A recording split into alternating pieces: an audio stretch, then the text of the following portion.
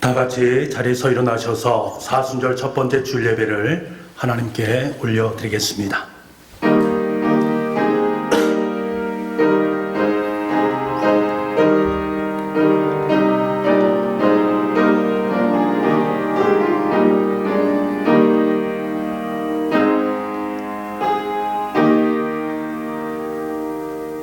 우리에게 있는 대지상은 우리의 연약함을 동정하지 못하실 리가 아니요 모든 일에 우리와 똑같이 시험을 받으신 이로되 죄는 없으시니라. 그러므로 우리가 긍휼하심을 받고 때를 따라 돕는 은혜를 얻기 위하여 은혜의 보좌 앞에 담대히 나아갈 것이니라. 인류의 죄를 대속하기 위하여 십자가를 지신 주님, 사순절 첫 번째 주일에 우리들이 겸손한 마음으로 주님을 바라봅니다. 주님의 십자가의 보혈을 바라보며 하나님께서 우리에게 값없이 베풀어 주신 구원의 은혜를 묵상합니다. 그 사랑에 감격하여 진심으로 찬송과 영광을 성삼위 하나님께 올려드립니다. 성령님이여 예배하는 우리들의 마음을 감화감동하셔서 독생자를 보내신 성부 하나님의 사랑을 깨닫게 하시고 십자가를 지신 성자 예수님의 사랑을 깊이 체험하는 시간이 되게 하여 주옵소서. 예수님의 이름으로 기원하옵나이다. 아멘. 성령 6장입니다.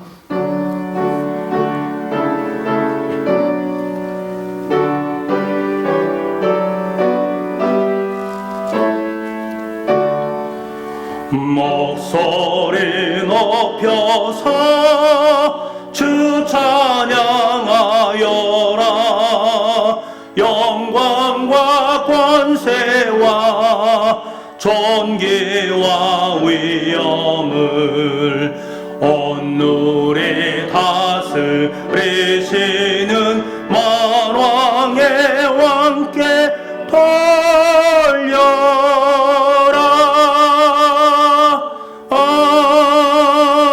아멘. 지난 한 주간 하나님과 나만이 알고 있는 죄를 고백하는 참회의 기도를 드리겠습니다.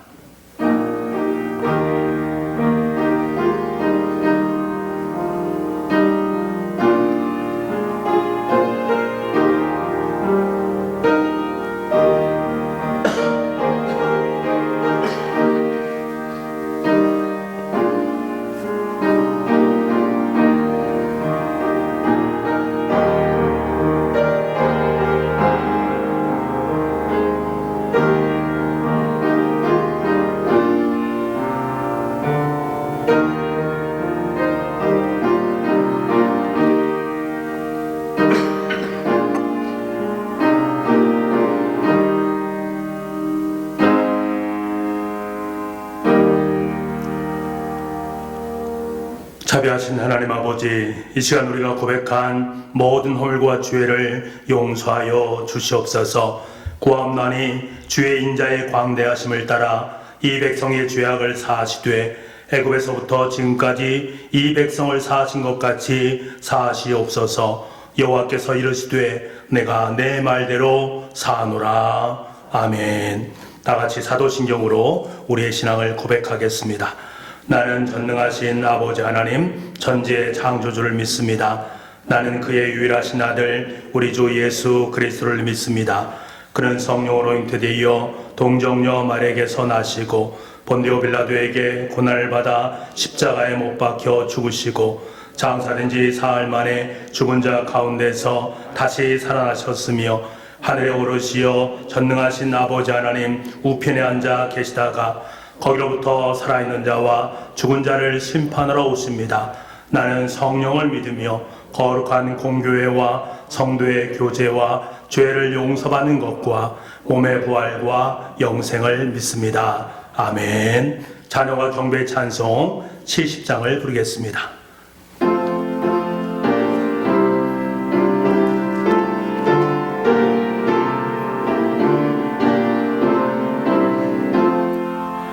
피난처 있으니 환난을 당한 자 이리 오라.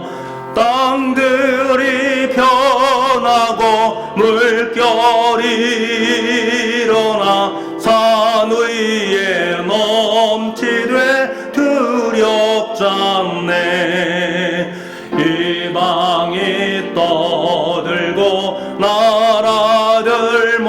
모여서 진동하나 우리 주 목소리 한 번만 바라면 천하의 모든 것 망하겠네. 만유주 하나님 우리를 도우니 피난처요. 세상의 난리를 그치게 하시니 세상에 창검이 쓸데없네. 높으신 하나님 우리를 구하니 할렐루야. 괴로움이 심하고 환난이 극하나 피난처 되시는 주 하나님. 자리 앉으시겠습니다.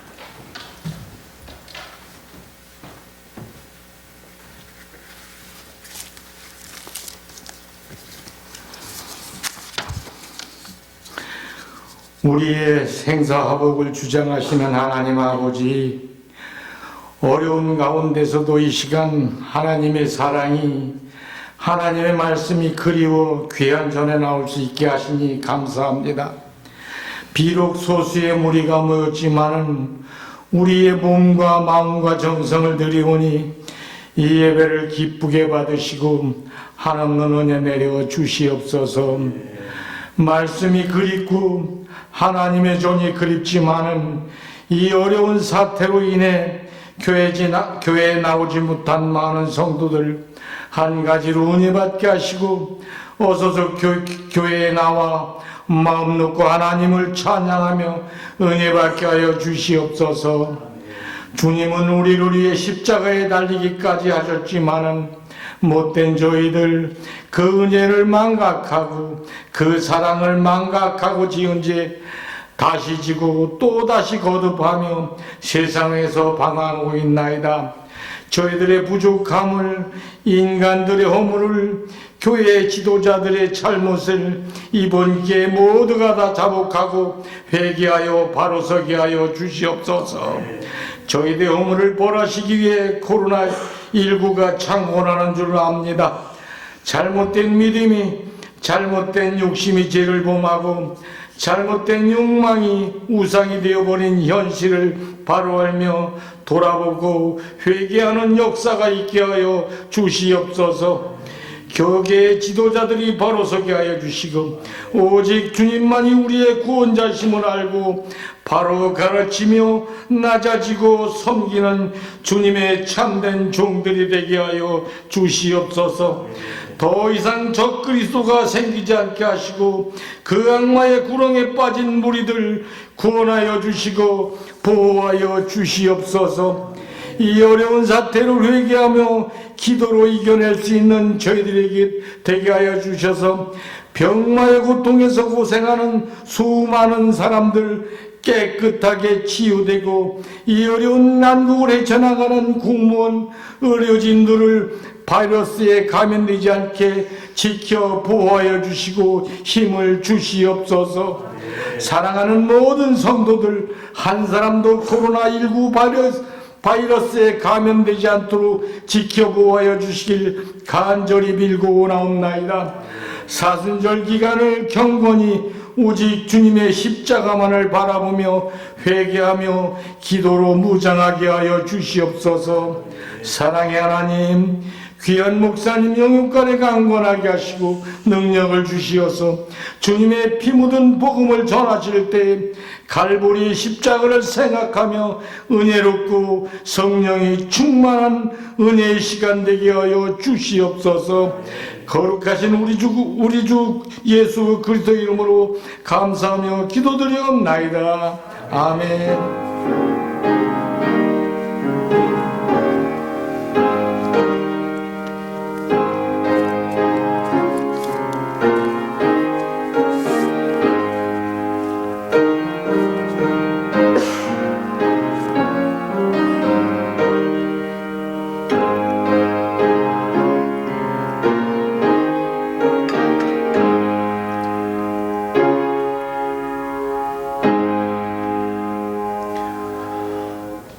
성시교독은 교독문 124번입니다.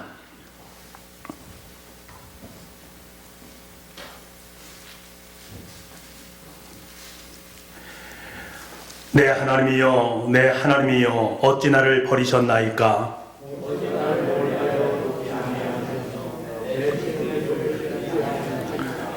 내 하나님이여, 내가 낮에도 부르짖고 밤에도 잠잠하지 아니하오나 응답하지 아니하시나이다.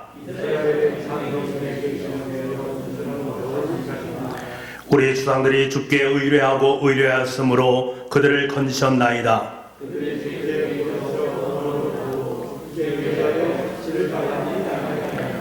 나를 멀리하지 마옵소서. 환난이 가까우나 도울 자 없나이다.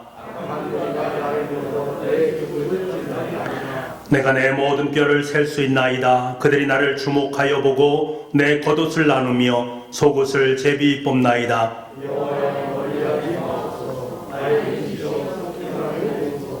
나를 사자 입에서 구하소서. 주께서 내게 응답하시고 들수의 뿔에서 구원하셨나이다.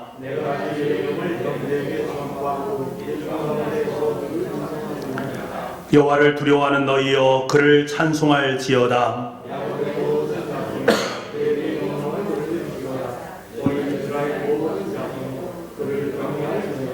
아멘. 주일 아침 하나님께서 우리에게 주시는 말씀은 신약성경 마가복음 10장 32절에서 45절까지의 말씀입니다. 신약성경 72쪽입니다.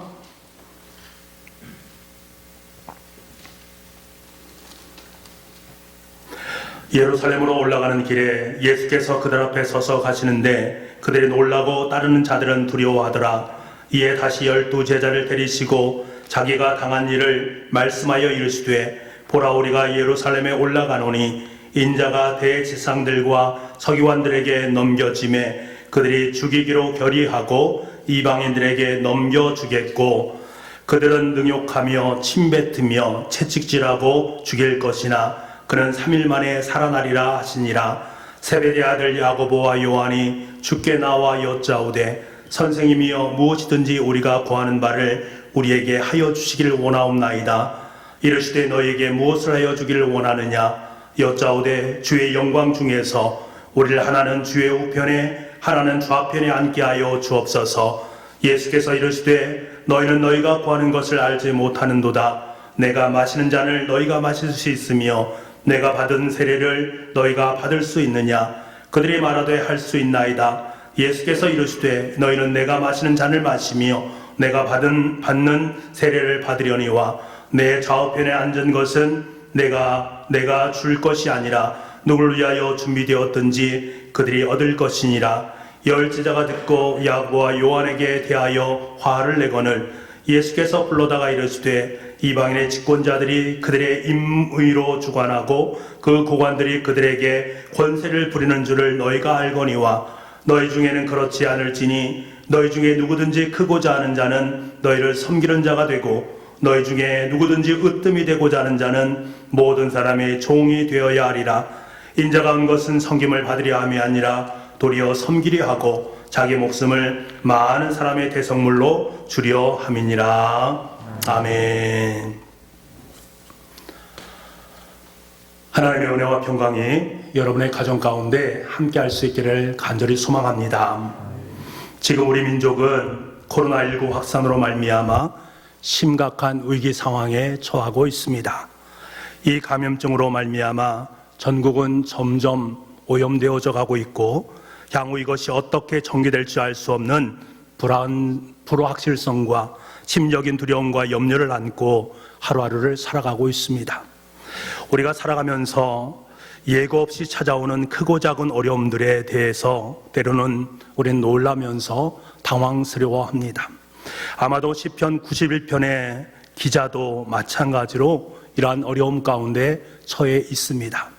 그는 밤에 찾아오는 공포와 낮에 날아드는 화살과 어려울 때 퍼지는 심한 전염병의 재앙으로 말미암아 환난을 당한다라고 고백하고 있습니다. 어찌 보면 이 시인의 상황이 현재 우리의 상황과 마찬가지의 모습임을 깨닫게 됩니다. 그러므로 이 시편의 기자의 고백은 코로나19 사태의 한복판에 서 있는 우리들에게 깊은 통찰을 안겨줍니다. 우리가 어떻게 하나님께 나아가야 하고 어떻게 하나님께 고백하는 삶을 살아가야 될 것인지를 분명하게 말씀해 주고 있습니다. 바라기는 시인의 고백이 바로 저와 여러분의 노래가 될 수 있기를 소망합니다. 시편 91편 2절 말씀에 이렇게 시인은 고백합니다. 나는 여호와를 향하여 말하기를 그는 나의 피난처시요 나의 요새시요 내가 의뢰하는 하나님이시라. 계속되어지는 6절 말씀에 보면 나는 어려울 때에 퍼지는 전염병과 밝을 때 닥쳐오는 재앙을 두려워하지 아니하리로다. 그 이유에 대해서 시편 91편 9절부터 11절까지는 메시지 성경을 통해서 이렇게 말합니다. 왜냐하면 내가 재앙과 전염병을 두려워하지 않는 그 이유는 왜냐하면 하나님께서 너의 피난처가 되어주시고 지극히 높으신 하나님께서 너의 안식처가 되어주시니 불행이 내 가까이 가지 못하고 재해가 내 집에 들이닥치지 못할 것이다. 그들이 천사들에게 명령하여 내가 어디로 가든지 지키게 하실 것이다. 내가 넘어지려고 할 때마다 그들이 잡아줄 것이다. 아멘. 여러분, 우리를 지키시고 보호하시는 하나님의 손길이 지금도 저와 여러분의 삶 가운데, 우리의 가정 가운데 함께하고 있음을 깨닫습니다. 여러분, 지금은 엄중한 시기입니다. 이런 상황 속에서 우리가 더욱더 의지하고 소망해야 되는 것은 바로 하나님의 은혜입니다. 특별한 시기에는 특별한 하나님의 은혜가 있습니다. 지금 우리에게 필요한 것은 다른 것이 아니라 십자가에 달리신 예수 그리스도의 마음입니다. 주님의 십자가의 사랑과 긍휼의 마음으로 이 나라와 이 민족 그리고 교회와 가정을 위해서 기도해야 하는 것입니다. 지금까지 하나님 앞에 무릎을 꿇은 그것보다 더 많은 시간, 더 간절한 마음으로 하나님 앞에 나아가 간구해야 합니다. 하나님께서 코로나19에 감염된 환자들과 그의 가족들 그리고 방역당국과 의료진들에게 감당할 수 있는 힘과 능력을 베풀어 주실 줄 믿습니다. 더 나아가 저와 여러분은 이번 기회를 통해서 이단 신천지에 대한 경각심을 한층 더 높이고 이러한 질병을 통해서 하나님께서 들려주시는 하나님의 뜻을 다시금 깨닫는 소중한 계기로 삼으시기를 바랍니다. 그리고 어려운 시절일수록 비난과 정쟁의 언어를 삼가해 주시기 바랍니다.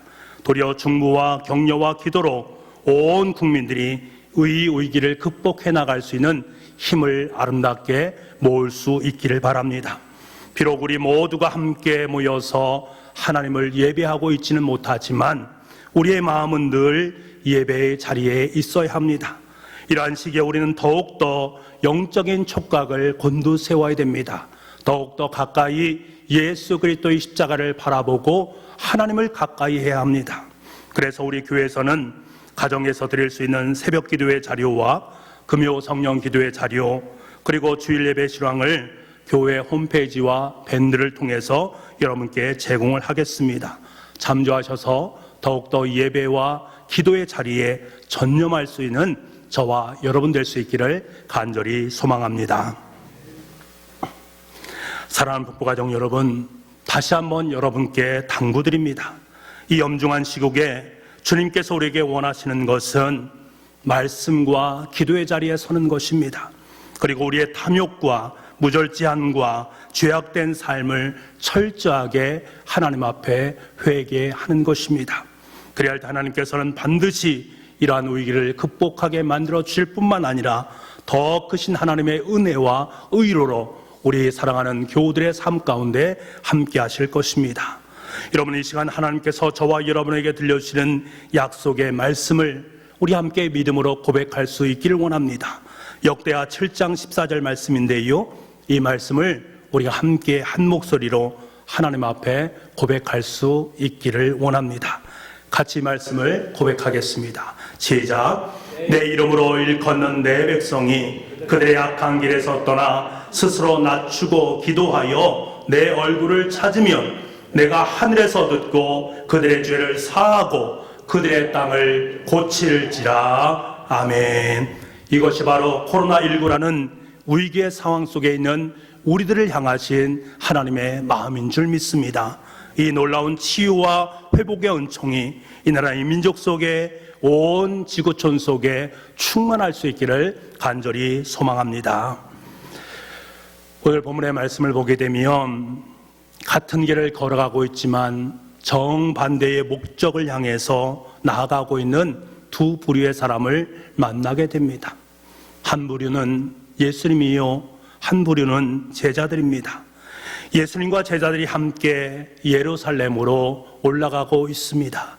예수님께서는 분명하게 자신이 왜 예루살렘으로 올라가야 되는지 그 분명한 목적을 말씀해 주셨습니다. 그런데 바로 그때 야고보와 요한이 결의에 찬 표정으로 주님께 간구를 합니다.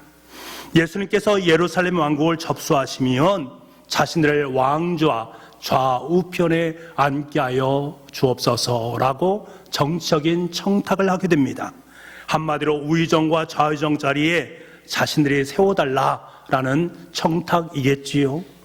옆에서 걸어가던 다른 제자들이 이 말을 듣고 너무나 기가 차합니다. 그래서 41절 말씀을 보면 10 제자가 듣고 야고보와 요한에 대하여 화를 냈다, 분노를 내고 있음을 알게 됩니다.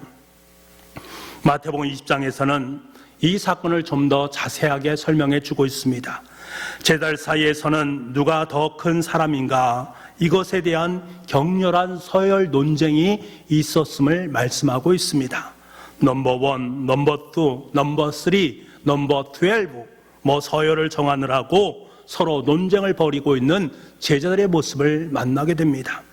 정치 청탁과 제자들의 서열 논쟁이 얼마나 심각한 것인가를 보여주기 위해서 마태가 사용한 단어가 있으니 그때예라는 단어입니다. 지금 제자들 사이에서 서열 논쟁이 일어나고 있는 그때가 과연 언제를 말하는 것인가?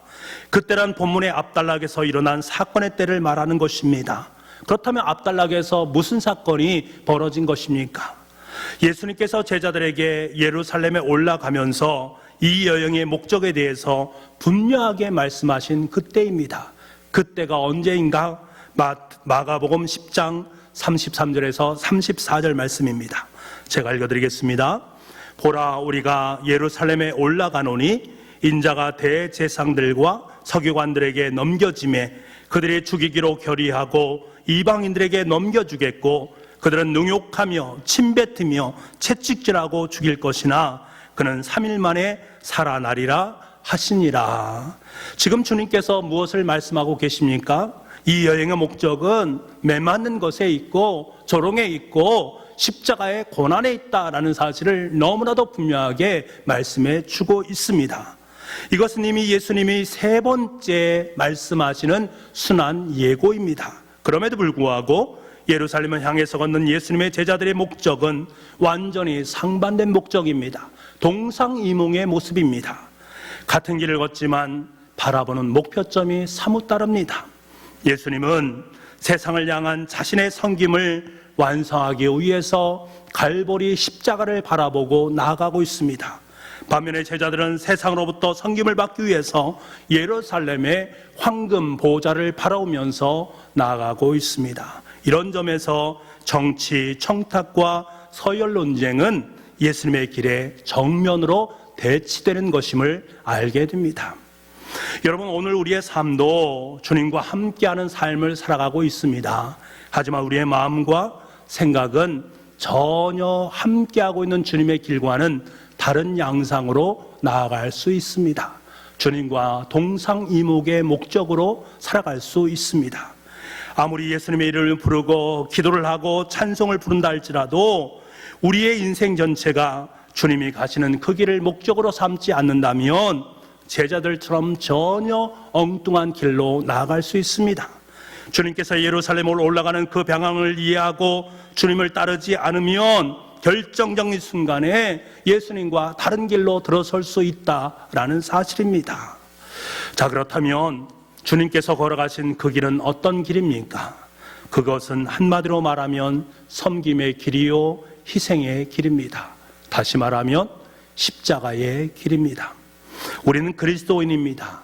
주님께 속한 사람이요, 주님의 길을 따르는 주님의 사람들입니다. 그렇다면 우리 또한 주님께서 걸어가신 섬김의 길, 희생의 길, 십자가의 길을 걸어가야만 합니다. 여러분, 왜 우리는 섬김의 삶, 희생의 삶을 살아가야 되는 것입니까?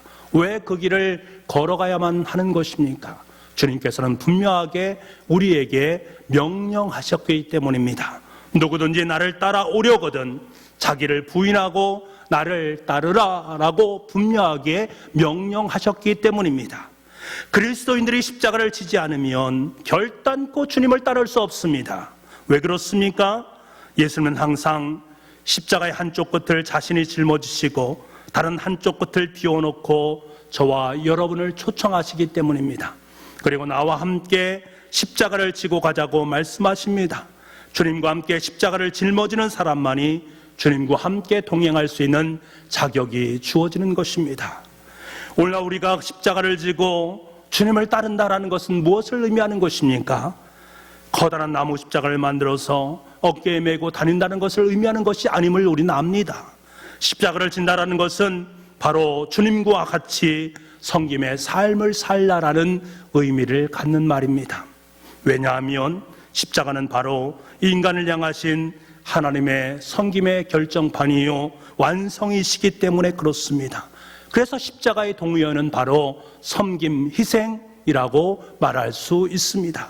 그렇기 때문에 오늘날 우리가 반드시 회복해야 될 인생의 목적은 바로 십자가 속에 감추어져 있는 섬김의 삶, 바로 희생의 삶임을 깨닫습니다. 우리는 이 사실을 분명하게 기억하고 내 마음속으로 그 말씀을 품어야 됩니다.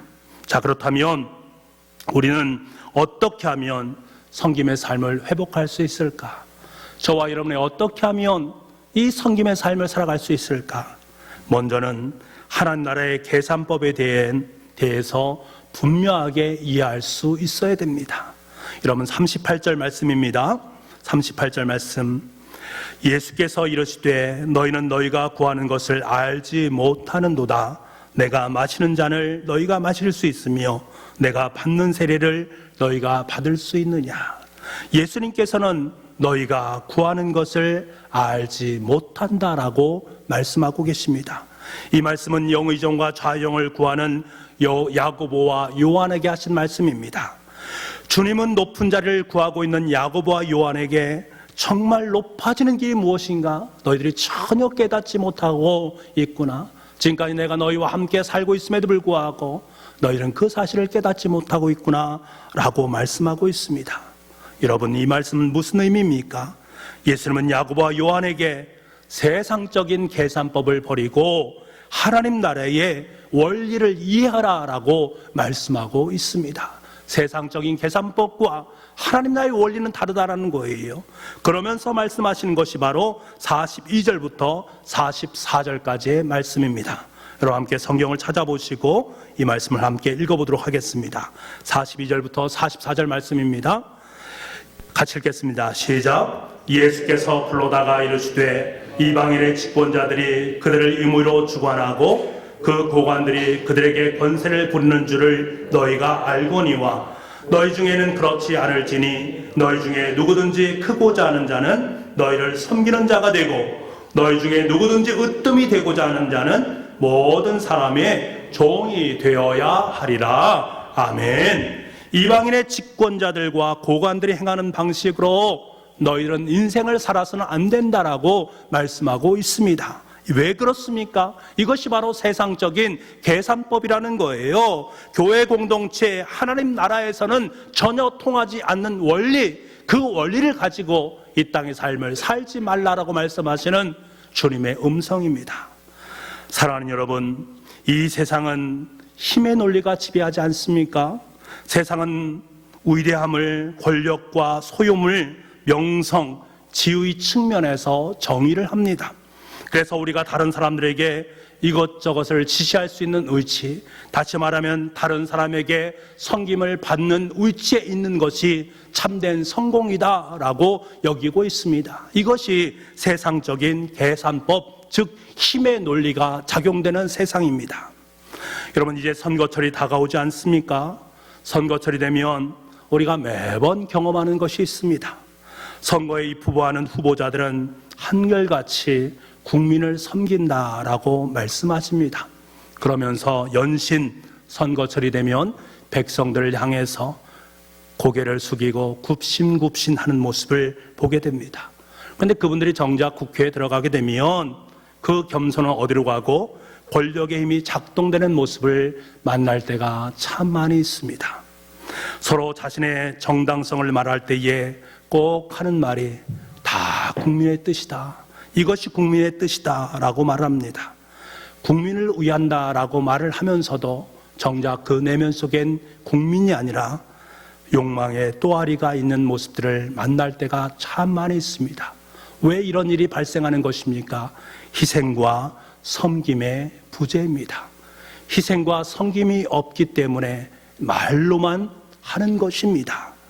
물론 그렇지 않은 분들도 많이 있습니다만 많은 정치인들의 모습을 보게 되면 자신의 이쑥만을 챙기는 모습들을 만날 때가 참 많이 있습니다. 얼마나 답답하고 안타까운 심정인지 모르겠습니다. 하지만 여러분, 하나님 나라에는 힘의 논리가 작용하는 나라가 아니라 바로 섬김의 논리가 지배하는 나라입니다. 예수님은 위대함을 신분이 아니라 섬김의 잣대로 측정하십니다. 하나님은 우리의 위대함을 다른 사람이 우리를 얼마나 잘 섬겨주는가에 있는 것이 아니라 내가 다른 사람을 얼마만큼 소중하고 아름답게 섬기는가에 우리의 위대함이 달려있다라는 것을 분명하게 말씀하고 있습니다. 예수님께서는 너희 중에 누구든지 크고자 하는 자는 너희를 섬기는 자가 되어야 된다라고 분명하게 약속하고 말씀하고 계십니다. 이것이 바로 저와 여러분의 우리 교우들의 위대함을 결정하는 결정점이 되는 것입니다. 그러므로 우리는 역설의 논리를 늘 이해해야 합니다. 하나님 나라에서는 가난한 자가 부유하게 되고 미련한 자가 지혜롭게 됩니다. 낮아지는 자가 높아지게 되고 약한 자가 강해지게 됩니다. 줄인 자가 배부르게 되고 비천한 자가 존귀한 자가 됩니다. 이것이 바로 하나님 나라의 원리입니다. 그러므로 하나님 없이 여러분 강해지려고 하지 마시기 바랍니다. 하나님 없이 지혜로워지려고 하지 마시기 바랍니다. 하나님 없이 부유해지려고 하지 마시기 바랍니다. 하나님 없이 여러분의 인생을 마음대로 살아가지 않으시기를 바랍니다. 그것은 정반대의 결과를 맺을 수밖에 없습니다. 여러분의 약함을 사랑하시고 능하신 하나님의 품을 의뢰할 수 있는 우리가 될 수 있기를 간절히 소망합니다. 우리가 가진 오해가 하나 있습니다. 하나님은 우리의 장점만을 사용하실 것이다 라고 생각하는 것입니다. 우리가 실력과 능력을 갖출 때만이 우리를 사용하신다 라고 여기는 것이지요. 물론 우리는 그러한 실력을 갖춰야 됩니다. 하지만 그분은 우리의 약점까지도 당신의 영광을 위해서 사용하시는 분이십니다. 여러분 중에 자신의 약점 때문에 나는 하나님께 절대 쓰임받을 수 없어, 나 같은 인간이 어떻게 쓰임받을 수 있겠어? 라고 생각하는 분이 계십니까? 하지만 여러분, 하나님은 우리의 한계에 제한을 당하시는 분이 아니십니다. 사실 하나님은 보통의 그릇, 오히려 연약한 그릇에 그분의 위대한 능력을 담는 것을 너무나도 좋아하십니다. 그래서 고린도후서 4장 7절 말씀에 사도 바울을 통해서 우리에게 뭐라고 말씀하십니까? 우리가 이 보배를 질그릇에 가졌으니 이는 심히 큰 능력은 하나님께 있고 우리에게 있지 아니함을 알게 하려 하심이라. 큰 능력은 하나님께 있는 것입니다. 우리에게 있는 것이 아니라 하나님께 있습니다. 이 사실을 직시할 수 있어야 됩니다. 그래서 위대한 선교사 허드슨 테일러는 모든 하나님의 거인들은 약한 사람들이었습니다 라고 고백을 했습니다. 여러분 보십시오. 모세의 약점은 그의 폭발하는 성질, 못된 성질이었습니다. 모세는 성질머리를 못 이겨서 이집트 사람을 살해하지 않습니까? 우상숭배를 하는 이스라엘 백성들에게 그 거룩한 하나님께서 쓰신 십자가 십계명의 돌판을 백성들에게 집어 던진 사람입니다. 하지만 여러분, 하나님께서는 그러한 모세를 지구상에서 가장 온유한 사람으로 만드셨습니다. 기도원의 약점은 낮은 자존감이었습니다. 하지만 하나님은 그를 위대한 용사로 사용하셨습니다. 아브라함의 약점은 두려움이었습니다. 두려움 때문에 2번 자신의 아내를 누이라고 속이는 정말로 잘못된 결정을 하게 됩니다. 하지만 하나님은 후에 이삭을 바칠 수 있는 용기를 그의 삶 속에 허락해 주셨습니다. 아브라함은 그런 인물이었습니다. 베드로는 굉장히 충동적인 사람이었습니다. 물 위에서 때려내렸고 주님을 위해서 목숨을 내어놓겠다라고 장담했던 인물이었지만 금방 3번이나 주님을 부인했던 사람입니다. 하지만 하나님은 베드로를 반석으로 만드셨습니다. 요한은 보아의 너게라는 별명을 가졌습니다. 무지막지한 사람이었습니다. 요한은 어떤 사람들이 전도 여행길에 자신들의 길을 막는다고 하나님 번개를 내리셔서 그들을 몽땅 죽여버려 주옵소서라고 간구했던 인물입니다.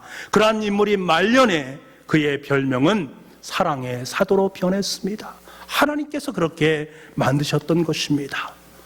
사랑하는 북부가족 여러분, 하나님은 우리의 약함을 사용하십니다. 하나님은 우리가 낮아질 때